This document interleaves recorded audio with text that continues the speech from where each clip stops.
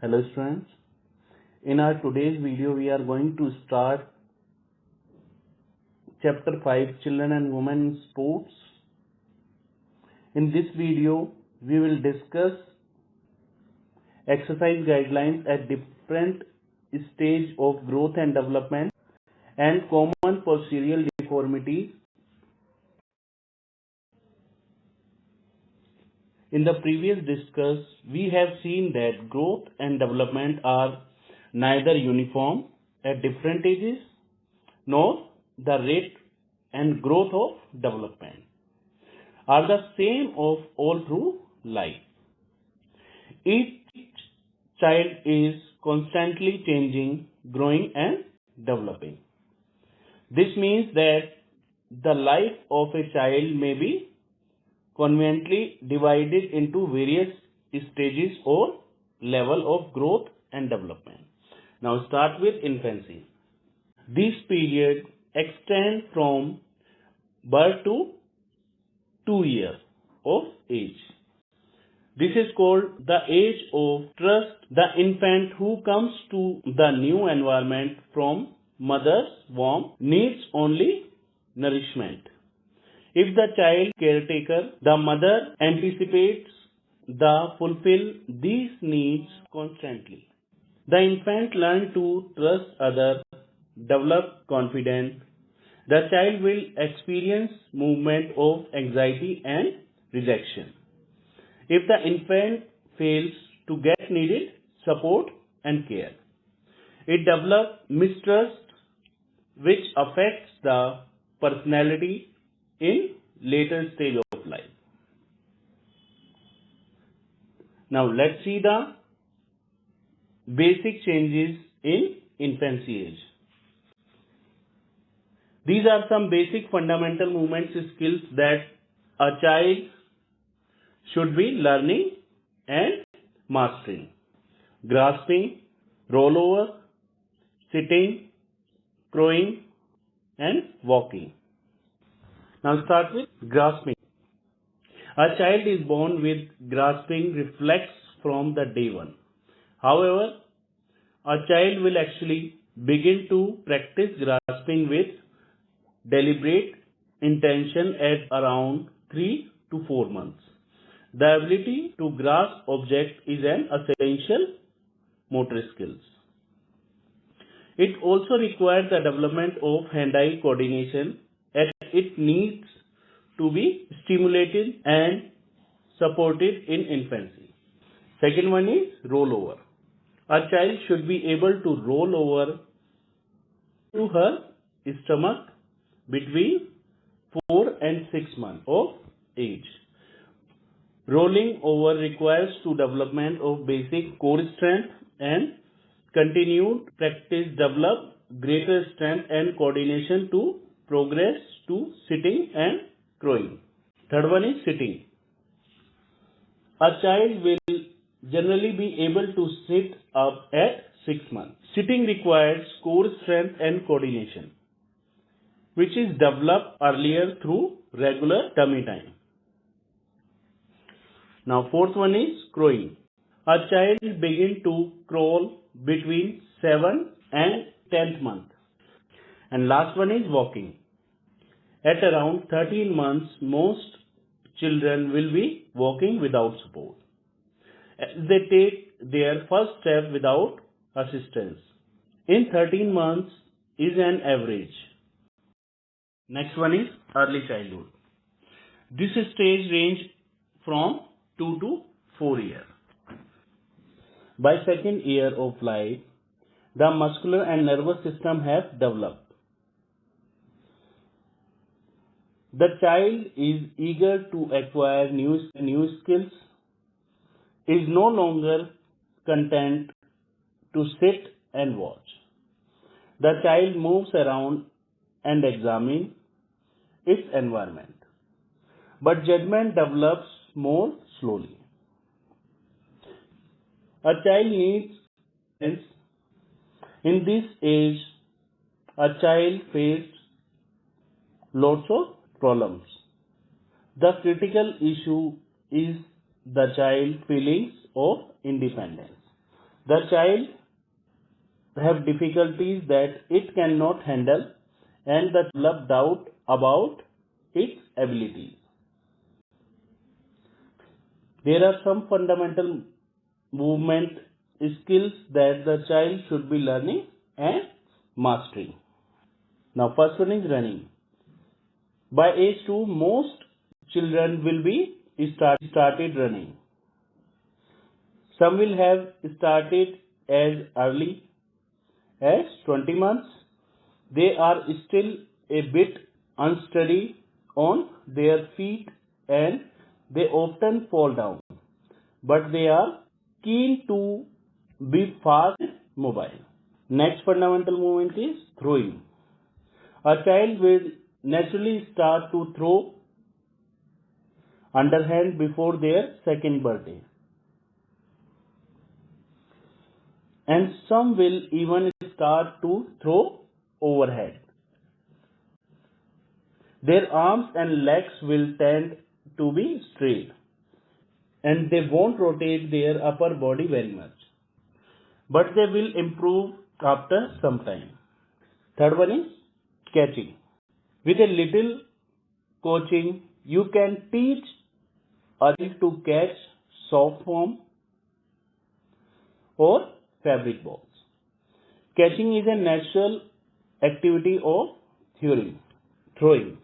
Catching activities help to develop the ability to track the flight of an object in the air. Next one is kicking. After second year, a child will start to kick a ball on the ground. A child will not have great form as to stop into the kick. At this age, a parents simply want to encourage her to explore the movement of kicking. Next one is swimming. Swimming is essential in part because it's a several skills. A child does not need to be racing of a pool by age, but to be exposed to water and start developing his or her fundamental swimming skills. Last one is skating. Skating develops a child's sense of balance on slippery surface. It's also an essential skill for sports like figure skating and speed skating. This stage extends from 5 to 6 years. A child phase during this period is initiative versus guilt. Once a sense of independence has been established, the child wants to try various possibilities. It is at this time the child's willingness to try new things is facilitated or inhibited. There are some basic fundamental movements skills that the child should be learning or mastering. Now start with running. By the age of 5, a child should be running with confidence. Parents want to make sure that child continues to run and to develop her strength or balance, as running is essential to many sports and activities. Second one is throwing and catching. As so many sports and activities involves throwing and catching. Baseball, basketball, football, volleyball. Parents want to continue to develop their child skill in these areas. These skills will allow to participate with friends without feeling left out. Next one is falling and tumbling. Believes it or not, falling is an important skill. Kids who never learn to fall or tumble may be more prone to injury during activity because they don't know how to tuck their head, knees and arms. So they hit the ground. Next one is hopping and jumping. Hopping and jumping are fundamental skills for a multitude of sports and activities, ranging from dance to track the field. Parents might think that hopping and jumping are things that kids just do naturally. But these skills need to be practiced as much as any other movement. Skill to develop balance and agility. Next one is skipping. There are a lot more of skipping than meets the eye. Being able to skip requires mastery of the complex mix of balance, rhythmic and coordination. And last one is cycling. Riding a bike is an essential for children. It is also provides the fundamental of all cycling sports as it builds balance, coordination and strength on two wheels. In later childhood, this period ranges from 5 to 12 years. During this period, the child develops greater attention span, needs less sleep, and gains rapidly in strength. Therefore, the child can expend much more effort in acquiring skills and needs completion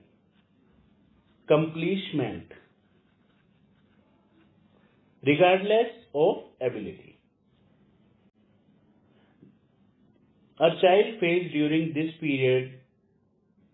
Now there are some basic fundamental movement skills that a child should be learning and mastering. Striking sports, dribble sports, gymnastics, skiing, swimming and skating. Now let's see some physical characteristics. Strength is improved but still not strong enough. There is a steady increase in height and weight. Neuromuscular coordination improves and many of his skills become improved. Heart becomes stronger and the child can understand considerable hard work. Because children in this age group love competition and want to play in teams.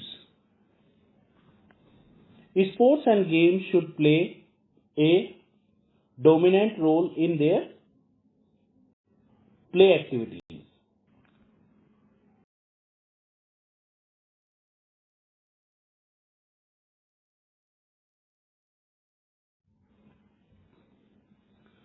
Let's see what are the changes in adolescence. In this period of transition from childhood to adulthood, which extend from 12 to 18 years. During this period, the individual attained puberty, leading so many changes. These changes have implication for an individual sexual, social, emotional and vocational life. That is why Stanley Hall has rightly described this period as a period of storm and stress. Now start with physical characteristics. Puberty is reached early in case of girls than boys. At this age, bones grow rapidly, especially of arms and legs. Therefore, posture can become poor. More ability or coordination is gradually. Endurance improves after 15 to 16 years. There is rapid growth in height and weight at the age of 12 in girls and 14 to 15 in boys. Heart increase in size. Strength is developed quickly after the gain in height of boys. Now let's see the playing activities. In this age group, team sports, individual sports, athletics, gymnastics, swimming and folk dance should be provided to the students. This program should lay more emphasis on competitive team games and individual sports. Rhythmic and combatives should be provided for boys. Rhythmic, gymnastics, swimming should form part of the program. Now start posterior deformities. Now start with scoliosis. Scoliosis is a sideways curvature of the spine that occurs most often during the growth spurt just before puberty. While scoliosis can be caused by conditions such as cerebral palsy and muscular dystrophy, the causes of most scoliosis is unknown. About 3% of adolescents have scoliosis. Now let's see the symptoms of scoliosis. Uneven shoulders. One shoulder blade that appears more prominent than the others. Uneven waist. One hip higher than the other. Now let's see the causes. Doctors don't know what causes the most common type of scoliosis. Neuromuscular coordination such as cerebral palsy or muscular dystrophy. Birth defects affecting the development of bone of the spine. Injury to or infection of the spine. These are the causes of scoliosis. Now let's see the risk factor for developing the most common type of scoliosis. First one is age. Sign and symptoms typically begin during the growth that occurs just prior to puberty. Next one is sex. Although both boys and girls develop mild scoliosis at about the same rate, girls have much higher risk of the curve and requiring treatment. Third one is family history. Scoliosis can run in families, but most children with scoliosis don't have family history of the disease. While most people with scoliosis have a mild form of the disorder, scoliosis may sometimes cause complications, lungs and heart damage, back problems and appearance. Causes. Doctors don't know what causes the most common type of scoliosis. Neuromuscular coordination such as cerebral palsy or muscular dystrophy. Birth defects affecting the development of bone of the spine. Injury to or infection of the spine. These are the causes of scoliosis. Now let's see the risk factor for developing the most common type of scoliosis. First one is age. Sign and symptoms typically begin during the growth that occurs just prior to puberty. Next one is sex. Although both boys and girls develop mild scoliosis at about the rate, girls have much higher risk of the curve and requiring treatment. Third one is family history. Scoliosis can run in families, but most children with scoliosis don't have family history of the disease. While most people with scoliosis have a mild form of the disorder, scoliosis may sometimes cause complications, lungs and heart damage, back problems, and appearance. Now let's start next deformity, kyphosis.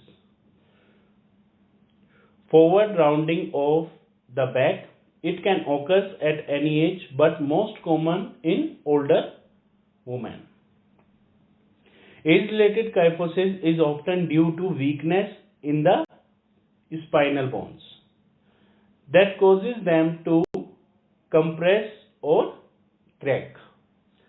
Other types of kyphosis can appear in infant or teens due to malformation of the spine or wedging of the spinal bones over time.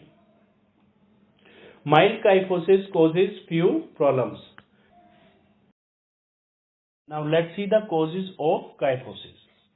First cause by fracture, osteoporosis, disc degeneration, birth defects, syndromes, cancer and cancer treatment.